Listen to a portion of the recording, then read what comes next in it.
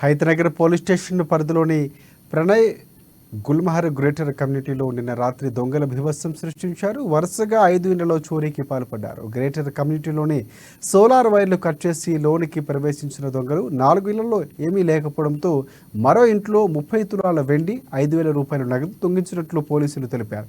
గతంలో కూడా ఇదే కమ్యూనిటీలో వరుసగా 6 ఇళ్లలో చోరీ ఘటన జరిగింది. ఇక సీసీ కెమెరాలు పరిశీలించిన పోలీసులు గతంలో చోరీ చేసిన నిందితులు మళ్లీ వచ్చారన్న కోణంలో దర్యాప్తు చేస్తున్నారు.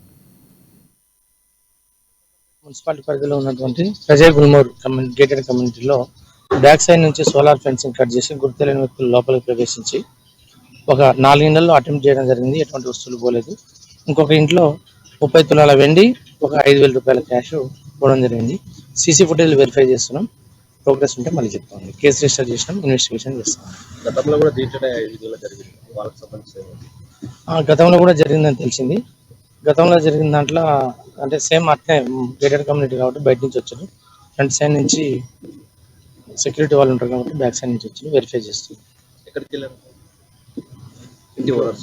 ఇంటి ఓనర్లు ఇక్కడ వాళ్ళు తాళం వేసి అప్పుడప్పుడు వచ్చి పోతుంటారు. 5 నెలలు వాళ్ళు పెద్దంబర్పేట మున్సిపాలిటీ పరిధిలో ఉన్న